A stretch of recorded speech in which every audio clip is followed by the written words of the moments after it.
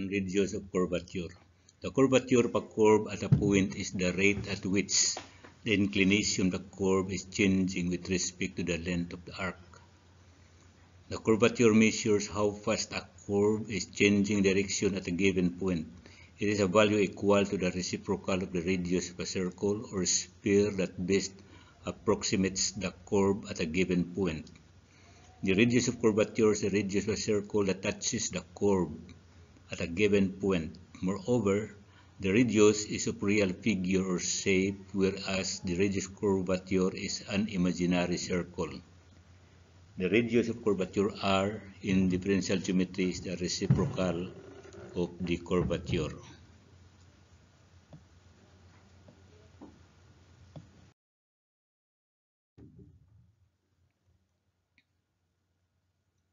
Example.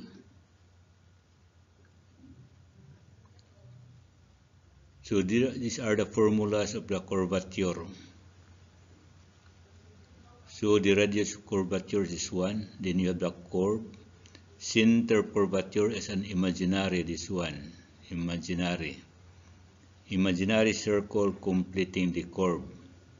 The curve, the radius of curvature, then this one is an imaginary circle. The key, the curvature key is equal to this one. The formula, the radius is this one, or that one becomes 1 all over k later on. So we'll take as example. Find the curvature key. Letter B, radius of curvature, center of curvature, and the equation of the circle of the curvature of the curve y squared equal to 8x at a point 2, 4. So your solution will be this one.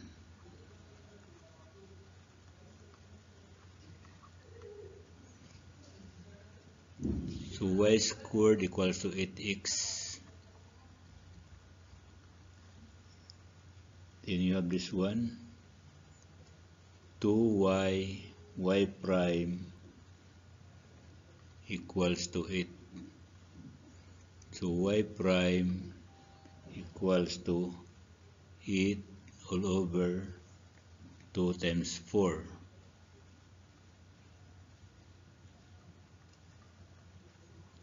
Or y prime equals to 1. For y double prime, y prime is equals to 8 all over 2y equals to 4 over y. So y double prime equals to minus 4 over y squared equals to minus 4 over 4 squared. So y double prime equals to minus 1/4. So yung letter A, key equals to y double prime over 1 plus y prime. This one is absolute. Y prime square power 3/2. Then equals to 1/4 over 1 plus 1 square to the power 3/2 equals to 1 over 8 square root of 2. So yung letter B, R equals to 1 all over K equals to 8 square root of 2. Yung letter C, center of curvature.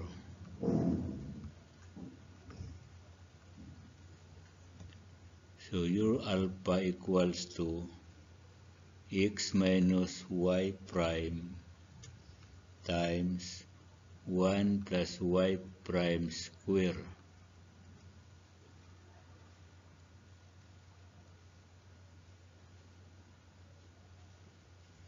over y double prime.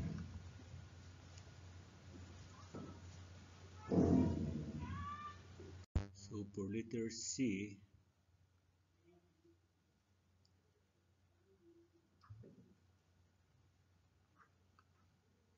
center alpha beta. So alpha equals to x minus y prime times 1 plus y prime square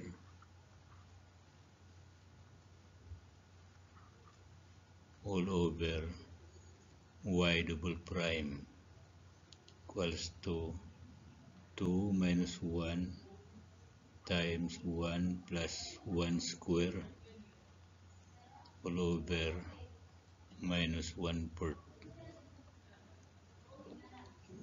So equals to 2 minus 2 over minus 1/4 equals to 10.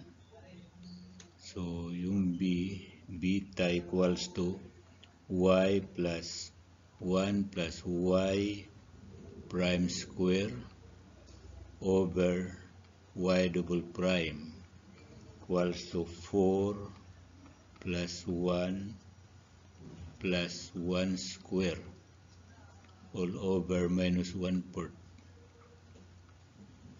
This one equals to minus 4. For letter D, equation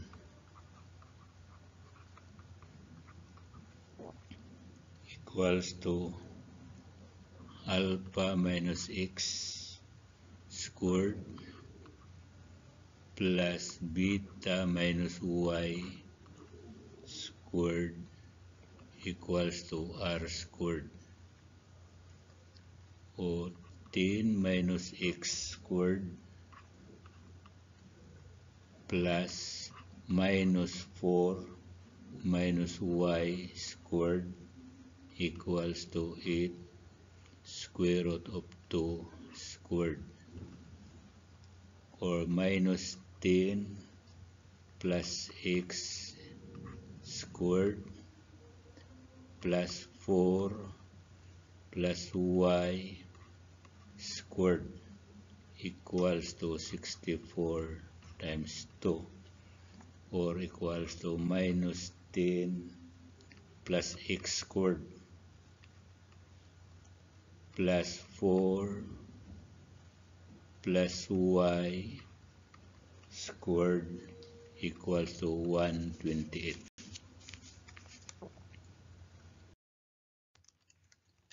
Example 2. Find the radius of curvature, center, and equation of the curve x squared equals to y at the point 1, 1. So your solution, x squared equals to y, 2x equals to y prime equals to 2x, y prime equals to 2 times 1, or equals to 2. So y double prime equals to 2, or your letter A, key equal to 2 all over 1 plus y prime square to the power 3 halves equals to 2 all over 1 plus 2 square to the power 3 halves equals to 2 all over 5 square root of 5. For letter B, R equals to 5 square root of 5 all over 2. Yung letter C, center of curvature.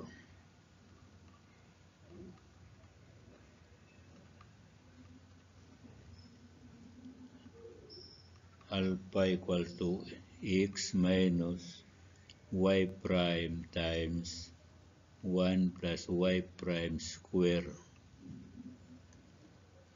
all over y double prime equals to 1 minus 2, 1 plus 2 square all over 2, so equals to minus 4.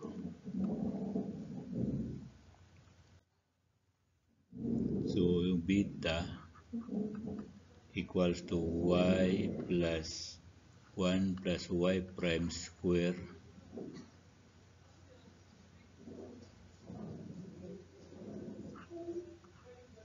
all over y double prime equals to 1 plus 2 squared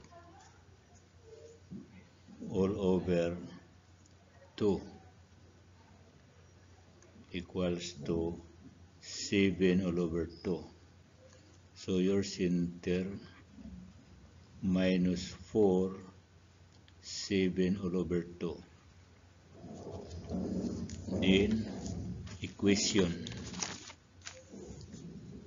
letter D. Equation of the circle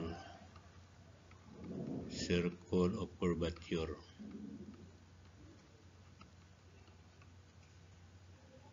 equals to alpha minus x squared plus beta minus y squared equals to r squared, or we have minus 4 minus x squared plus 7 all over 2 minus y squared equals to 5 square root of 5 over 2 squared equals to 4 plus x squared plus 7 over 2 plus y squared equals to 125 over 4. Number 3. So you have that one. 3y equals to x cubed. So that one. 3y prime equals to 3x squared. Y prime equals to x squared. Y prime equals to 1. So y double prime equals to 2x equal to 2 times 1 equal to 2. So letter A. K equals to y double prime all over 1 plus y prime square to the power 3 halves equals to 2 all over 1 plus 1 square to the power 3 halves. So K equals to 2 square root of 2 equals to 1 over square root of 2. So letter B, R equals to 1 over K equals to square root of 2. So letter C,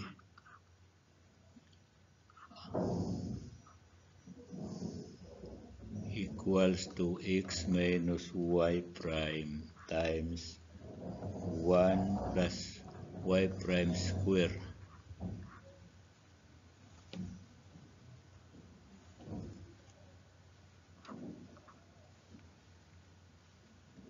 over y double prime.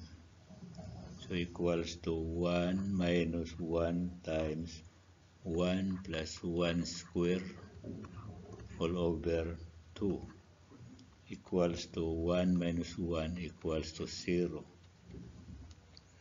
So beta equals to y plus 1 plus y prime square all over y double prime equals to 1/3 plus 1 plus 1 square all over y double prime.